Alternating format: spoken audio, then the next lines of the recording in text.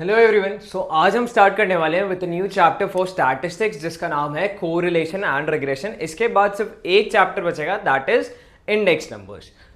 Correlation and regression एक chapter है जो हमें बताता है दो वेरिएबल्स में किस तरीके से एक में चेंज के कारण दूसरे में कुछ चेंजेस आ रहे हैं या फिर क्या डिग्री और डिफरेंस ऑफ रिलेशनशिप है दो वेरिएबल्स में। ठीक है, सो हम इनके बारे में पढ़ेंगे, दो वेरिएबल्स के बारे में। तो सबसे पहले हमें क्या पता होना चाहिए इसके लिए, बाइवेरिएट डाटा। तो देखो, बाइवेरिएट डाटा मतलब data is collected for two variables together for each observation. Her observation के लिए दो वेरिएबल का डाटा कलेक्ट हो रहा है, उसे कहते हैं बाइवेरिएट डाटा। एग्जांपल, स्टूडेंट है, आर स्टडीड है, मार्क्स ऑब्टेन्ड है। एक स्टूडेंट है, मान लो अमन। अमन 2 घंटे की पढ़ाई कर रहा है और उसे 40 मार्क्स आ रहे हैं। फिर बी से कोई स्टूडेंट है, उसने 4 घंटे पढ़ाई की, उसके मार्क्स 55 आए। सी से कोई स्टूडेंट है, उसने पढ़ाई की 6 आवर्स की और उसको मार्क्स आए 70। तो समझ आ रहा है, ज्यादा आवर्स अगर मैं पढ़ाई कर रहा हूं तो ज्यादा मार्क्स आ रहे हैं। तो ये एक पॉजिटिव रिलेशन है। वैसे ये एक पॉजिटिव कोरिलेशन है। ठीक है, कोरिलेशन क्या होता है हम आगे समझेंगे, अभी के लिए ये समझो ये पॉजिटिव कोरिलेशन है। ज्यादा आवर्स मैंने मेहनत की, अच्छे से पढ़ाई की, मेरे मार्क्स ज्यादा आए। ठीक है, तीनों में हम नोटिस कर रहे हैं, 2 घंटे पे 40 मार्क्स, 4 पे 55 और 6 आवर्स पे 70 marks. Next, since both variables are observe together this is bivariate data. दोनों वेरिएबल जो x और y थे उन्हें साथ में ऑब्जर्व कर रहे हैं, इसलिए ये बाइवेरिएट डाटा था। ये किस चीज में हेल्प करता है, रिलेशन बिटवीन टू वेरिएबल्स में, डायरेक्शन ऑफ रिलेशनशिप, किस तरीके से रिलेशनशिप है। एक चीज अगर हम बढ़ा रहे हैं तो दूसरी चीज भी बढ़ रही है। कभी कभी होता है एक चीज ज्यादा बढ़ाओ दूसरी कम हो जाएगी, तो वो नेगेटिव होता है रिलेशनशिप।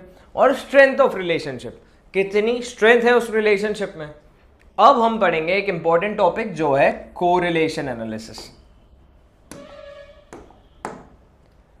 कोरिलेशन का मतलब क्या है, बेसिकली ये degree and direction of relationship between two variables. ठीक है, जैसे यहां जो एग्जांपल था, डिग्री और डायरेक्शन, ये वैल्यू अगर मैं बढ़ा रहा हूं, 2 की जगह मैंने 4 की, मार्क्स भी बढ़े ना, 40 से 55 हो गए। सो ये था एक पॉजिटिव कोरिलेशन एक्स और वाई के बीच में। If one variable changes and the other also changes, they are said to be correlated. x और y में x की वैल्यू मैंने चेंज की तो उसके कारण y की वैल्यू भी चेंज हो रही है, तो वो क्या है, को-रिलेटेड है एक दूसरे से।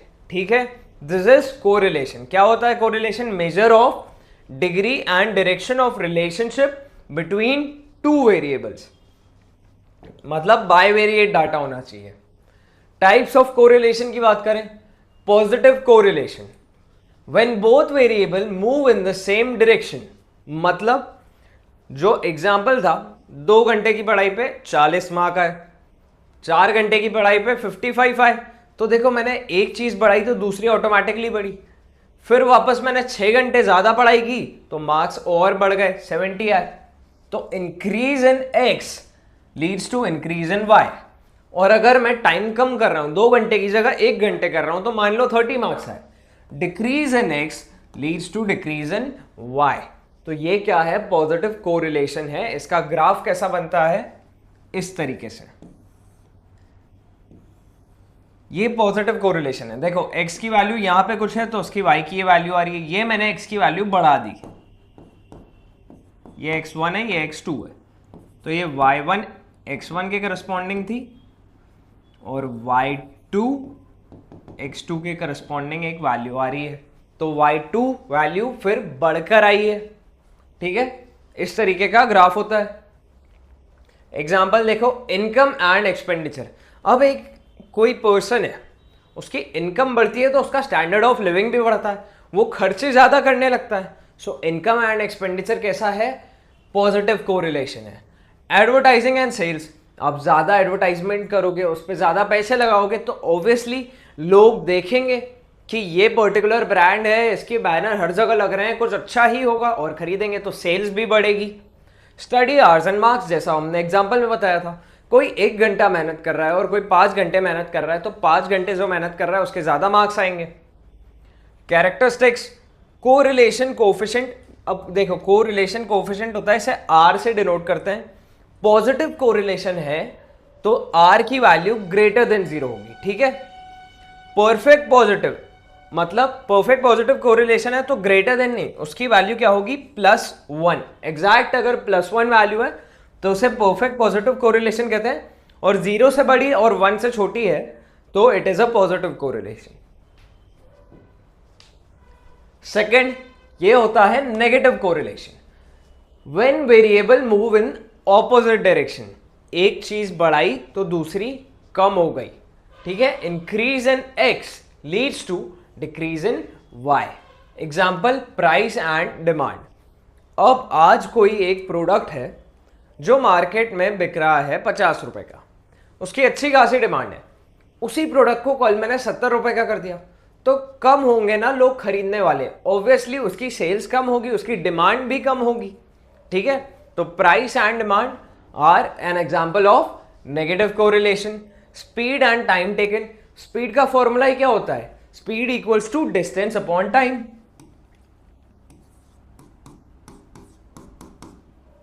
तो स्पीड कैसा है, इनवर्सली प्रोपोर्शनल टू टाइम, ठीक है। मतलब ज्यादा स्पीड पे चलूंगा तो कम टाइम लगेगा, और अगर कम स्पीड से चल रहे हैं तो ज्यादा टाइम लगेगा। मान लो आपको एक पॉइंट ए से बी पॉइंट पे जाना है, यहां पर मैं गया कितनी स्पीड पे 50 km/h। मान लो इसमें मेरे को लगा 1 घंटा, लेकिन अगर मैं जा रहा हूं 100 km/h और रास्ते में कोई ट्रैफिक नहीं है, ठीक है, तो अब मुझे टाइम लगेगा आधी घंटा, ठीक है। क्यों, क्योंकि मैंने स्पीड बहुत तेज कर दी, डबल स्पीड पे जा रहा हूं तो टाइम आधा हो गया। नेगेटिव कोरिलेशन का भी ग्राफ इस तरीके का बनेगा, x की वैल्यू बढ़ती जाएगी, जैसे ये x1 है, x1 पे ये आई y1 वैल्यू। अब यहां पर x2 है,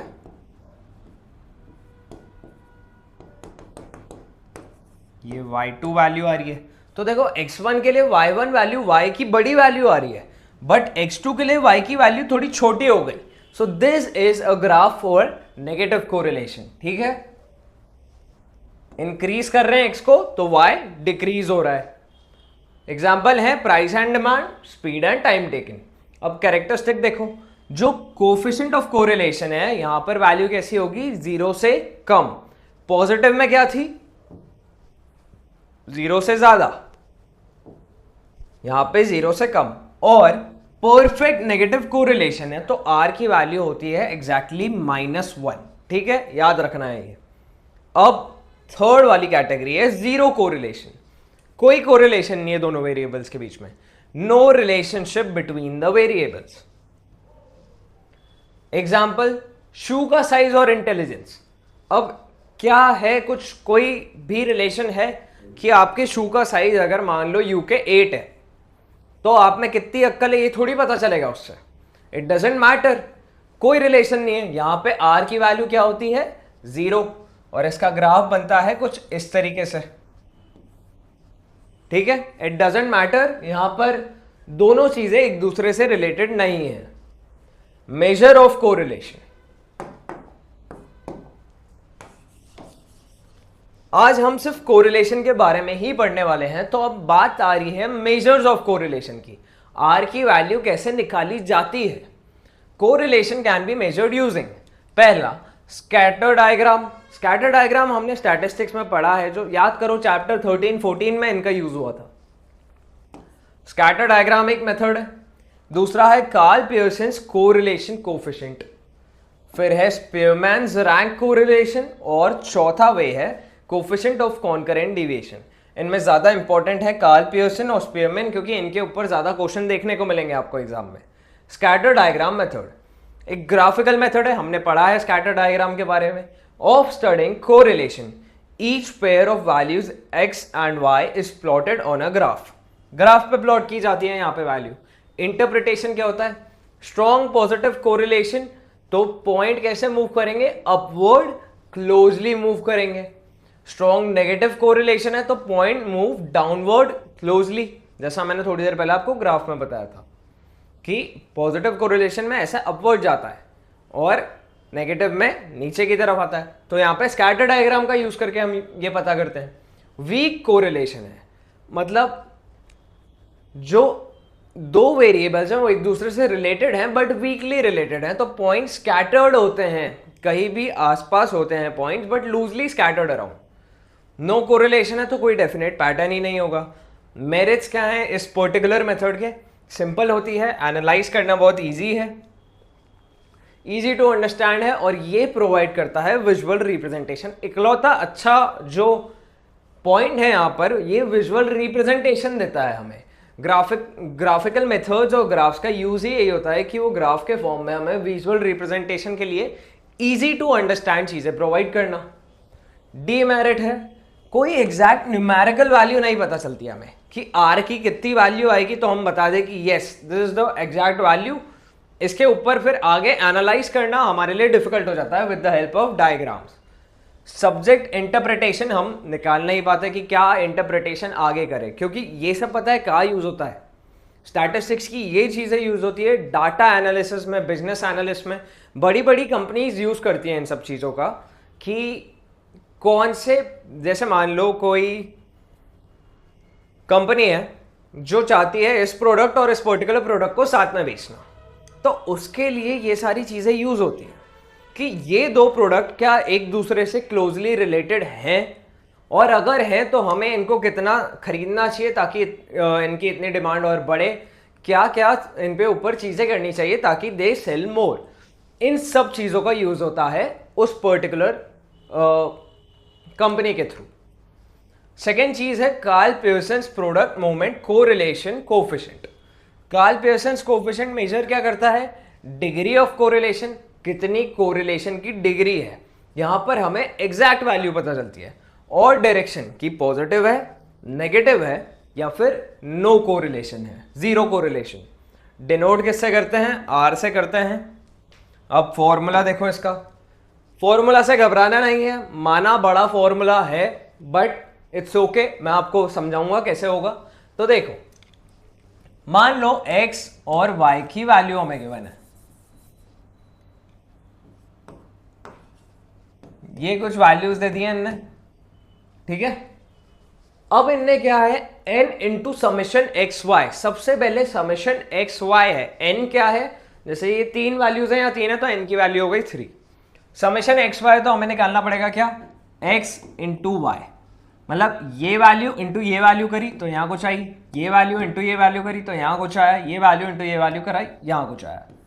इन सबको ऐड करूंगा तो समेशन एक्स वाई आ जाएगा, ठीक है। ये वैल्यू हमारी निकल गई, n हमारा निकल गया, माइनस में समेशन x, ये समेशन x है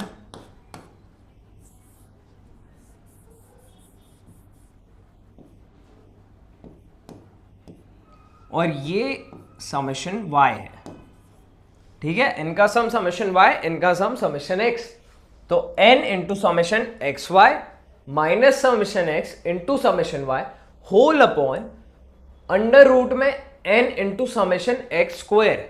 मतलब जैसे ये x है तो हमें एक x स्क्वायर भी बनाना पड़ेगा, इसका स्क्वायर फिर इसका स्क्वायर फिर इसका स्क्वायर, और इनका सम करेंगे तो समेशन x स्क्वायर, मतलब ये x स्क्वायर का समेशन है, ठीक है। और ये क्या है? समेशन x का होल स्क्वायर, मतलब ये जो वैल्यू आई है इसका स्क्वायर करेंगे तो ये वैल्यू आ जाएगी। और ये क्या है? इन हर एक वैल्यू का स्क्वायर करा और फिर ऐड करा तो समेशन x स्क्वायर होता है। सिमिलरली समेशन y स्क्वायर, इसका स्क्वायर प्लस इसका स्क्वायर प्लस इसका स्क्वायर, तो आएगा समेशन y स्क्वायर।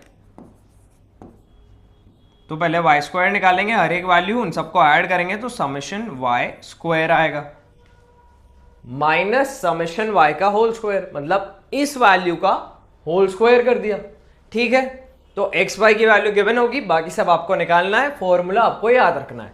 इजी है, डायरेक्टली सब कैलकुलेट करो, वैल्यू पुट करो, कैलकुलेट कर दो बस। एन क्या है, नंबर ऑफ ऑब्जर्वेशन कितनी थी, 1 2 3। एक्स और वाई वेरिएबल्स हैं जो हमें गिवन रहेंगे। फॉर्मूला यूजिंग डिविएशंस, अब डिविएशंस आ जाते हैं कभी कभी, ये सब अभी के लिए मैं सिर्फ फॉर्मूला समझा रहा हूं।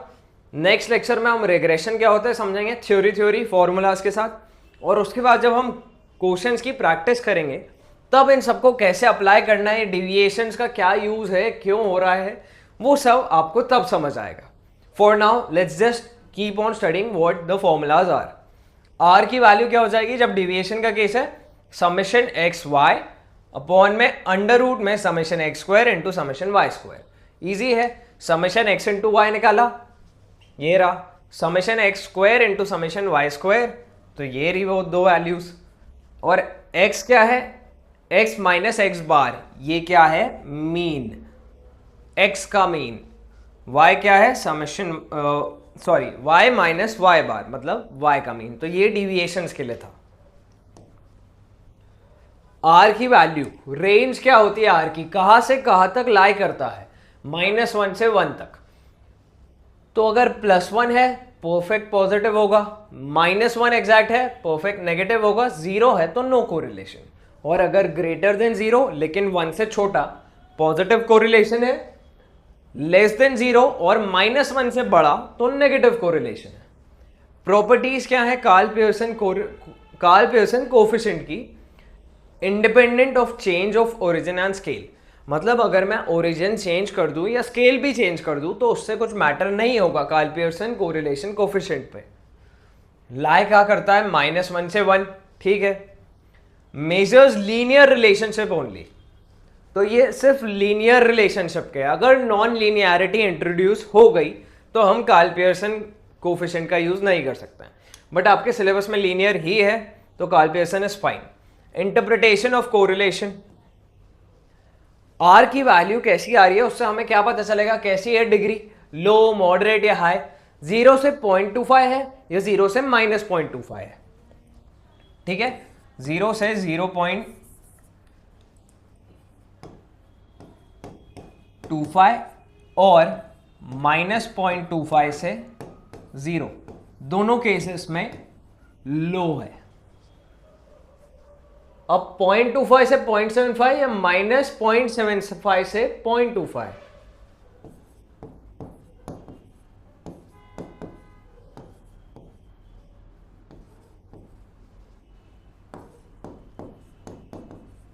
या फिर -0.75 से -0.25 है, दोनों केस में मॉडरेट रहती है।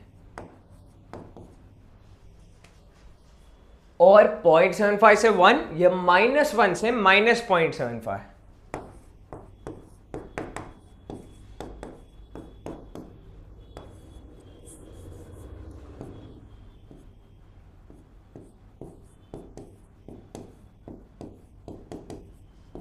तो ये है, यहां पर डिग्री रहेगी हाई, ठीक है। ये ध्यान रखना है आपको। मेरिट्स क्या है इस पर्टिकुलर मेथड के, मैथमेटिकल प्रिसीजन रहता है, हमें एक प्रिसाइज वैल्यू मिल रही है यहाँ पे आर की, वाइडली यूज है, बहुत सारी जगह इसका यूज किया जाता है। लिनियरिटी वाले केसेस में हर जगह मेजॉरिटी में कार्ल पियर्सन का ही यूज होता है। गिव्स एग्जैक्ट वैल्यू, जो मैथमेटिकल प्रिसीजन है बेसिकली। डीमेरिट्स, कैलकुलेशन में डिफिकल्टी आती है जब बहुत सारा डाटा हो गया, एन की वैल्यू बहुत बड़ी हो गई तो कैलकुलेशन में हमें बहुत डिफिकल्टी आएगी।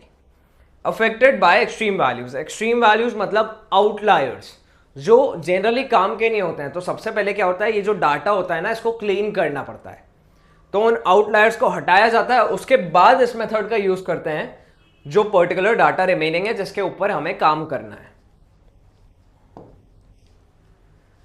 Third method, स्पीयरमैन्स rank correlation coefficient, कब यूज किया जाता है, डाटा जब रैंक्स में गिवन हो, क्वालिटेटिव कैरेक्टरिस्टिक्स आर मेजर्ड, यहां पर क्वालिटेटिव कैरेक्टरिस्टिक्स भी मेजर होती है। इसके पहले जो हो रहा था वो क्वांटिटी की बात थी, वहां पर न्यूमेरिकल डाटा था, यहां पे क्वालिटेटिव कैरेक्टरिस्टिक्स की भी बात हो रही है। एग्जांपल ब्यूटी रैंकिंग, अब ब्यूटी रैंकिंग कैसे होगी, तो पहले वो जो डाटा है उसको कुछ न्यूमेरिकल वैल्यू दी जाती है, रैंक दी जाती है कि ये फर्स्ट रैंक है, ये सेकंड रैंक है, ये थर्ड रैंक है। उसके बाद स्पीयरमैन कोरिलेशन कोफिशिएंट लगता है। तो ये क्वालिटेटिव डाटा के लिए यूज होता है। स्टूडेंट रैंक्स, अब यहाँ स्टूडेंट रैंक्स तो मार्क्स के थ्रू हो जाती है, बट ब्यूटी में तो हमें कुछ वैल्यू खुद ही देनी पड़ेगी, अलॉटमेंट करना पड़ेगा। इसके लिए क्या होता है, इसे रो से डिफाइन करते हैं या फिर कैपिटल आर से। रो का फॉर्मूला है 1 minus 6 summation D square upon n into n square minus 1। N हमें पता है नंबर ऑफ ऑब्जर्वेशन है, डी कुछ नई चीज है सर, डिफरेंस बिटवीन रैंक्स। अब अभी के लिए इतना डीप में मत समझो कि डिफरेंस बिटवीन रैंक्स मतलब क्या सर, कैसे कैलकुलेट होगा, हमें तो समझ ही नहीं आ रहा है। जब क्वेश्चन हम प्रैक्टिस करेंगे you will understand it clearly. Okay, अभी के लिए समझो डी डिफरेंस बिटवीन रैंक है और ये फॉर्मूला रट लो, rho equals to 1 minus 6 summation D square upon N N square minus 1। Steps क्या होती है, सबसे पहले हम असाइन कर रहे हैं rank, find difference D, D की वैल्यू कैलकुलेट की, डी स्क्वायर कैलकुलेट किया। डी स्क्वायर क्यों कैलकुलेट कर रहे हैं, क्योंकि समेशन डी स्क्वायर है, तो हर डी की वैल्यू का स्क्वायर करेंगे और फिर समेशन लेंगे, फिर फॉर्मूला अप्लाई कर दिया। +1 वैल्यू आ रही है तो सेम रैंकिंग है, -1 आ रही है तो ऑपोजिट रैंकिंग है। एडजस्टमेंट फॉर टाइड रैंक्स, अब कभी कभी क्या होता है कुछ चीजों की रैंक सेम आ जाती है, तो जब रैंक सेम आ रही है तो हमें करेक्शन फैक्टर का यूज करना होता है, जिसका फॉर्मूला होता है m³ माइनस m अपॉन 12।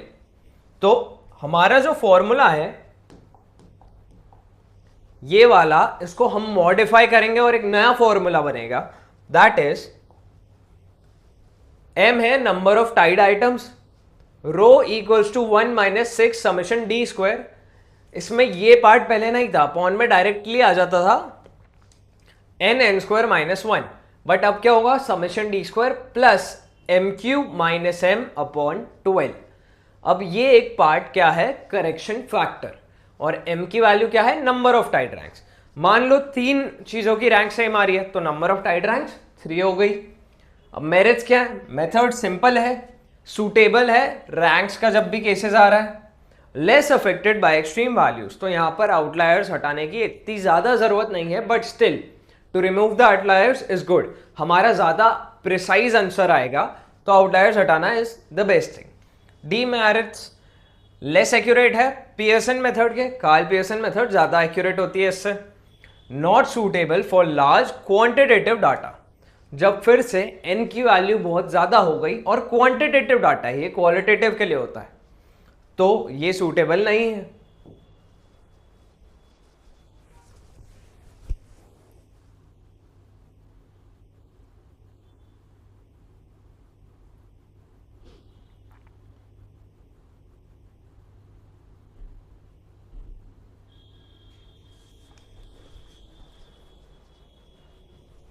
ठीक है, फोर्थ मेथड, जो फोर्थ मेजर ऑफ कोरिलेशन है that is correlation of concurrent deviations.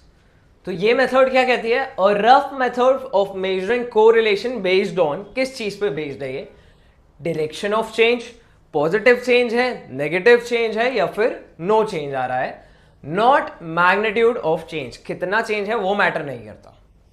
Concept, if two variable increase और decrease together deviations are concurrent, अगर दो वेरिएबल साथ में इंक्रीज कर रहे हैं या डिक्रीज कर रहे हैं तो डिविएशन कैसे हैं, कॉन्करेंट है। इसका फॉर्मूला, इसमें आर ऑफ सी कहते हैं, जो वैल्यू है कोरिलेशन की वो होता है plus minus under root of plus minus 2c minus n upon n। अगर इसकी वैल्यू नेगेटिव आ रही है तो यहां पर नेगेटिव साइन का यूज करो, फिर हम अंडर रूट को ओपन कर सकते हैं, बिकॉज अंडर रूट के अंदर पॉजिटिव वैल्यू आनी चाहिए। C क्या है, number of concurrent deviations, n क्या है, number of pairs of deviation. यहां पर n is not number of observation, n है number of pairs of deviations, कितनी पेयर डिविएट हो रही है। Sign convention, positive sign use करना है if concurrent deviation exceed non concurrent deviations को। ठीक है, अगर number of concurrent deviation non concurrent deviation से ज्यादा है तो पॉजिटिव साइन करो, वरना नेगेटिव साइन करो। अगर नॉन कॉन्करेंट ज्यादा है as compare to the concurrent ones तो नेगेटिव साइन होगा। अब देखो सबसे पहले क्या करना है, डायरेक्शन ऑफ चेंज पता करनी है, पॉजिटिव है कि नेगेटिव है। Compare changes in both series, दोनों सीरीज में जो एक्स वाई की है उसमें कंपेयर करो चेंजेस को। काउंट कॉन्करेंट डिविएशंस, मतलब n की वैल्यू हमें काउंट करने के लिए यूज होगा ये। फिर फॉर्मूला का अप्लाई करेंगे, बहुत इजी मेथड है, क्विक एस्टिमेट प्रोवाइड करती है। अप्रोक्सीमेट मेथड है, मतलब फिर से प्रिसाइज आंसर नहीं मिलेगा, वो एक ही मेथड में मिलता है, वो कौन सी है, कार्ल पियर्सन, क्योंकि वो बेस्ट सूटेड रहती है। Ignores actual values. अब देखो ओवरऑल हमने चारों मेथड समझी है, एक बेसिक आइडिया हमें हर मेथड का लग गया है, हमने अभी प्रैक्टिस नहीं की है। मेथड जब स्कैटर डायग्राम की है तो ये क्या विजुअल मेथड है, एक्यूरेसी यहां पे लो रहती है। कार्ल पियर्सन है, एक्चुअल वैल्यूज देता है, एक्यूरेसी हाई रहती है। स्पीयरमैन रैंक, रैंक्स के केसेस में यूज करते हैं, एक्यूरेसी मॉडरेट है, मतलब सबसे ज्यादा अच्छी है कार्ल पियर्सन, फिर मॉडरेट है कौन सी, स्पीयरमैन रैंक। कॉन्करेंट डिविएशंस वाली डायरेक्शन पे बेस्ड रहती है, बेसिस क्या है यहाँ पे, डायरेक्शन का, कि किस वे में मूव कर रहे हैं वेरिएबल्स। और ये क्या एक्यूरेसी देती है, अप्रोक्सीमेट, सबसे लो एक्यूरेसी दे रही है स्कैटर डायग्राम वाली मेथड। ओके, सो आज के लिए इतना ही, नेक्स्ट हम समझेंगे रिग्रेशन के basis and then we'll start with the question for the exercise. Thank you everyone and stay tuned.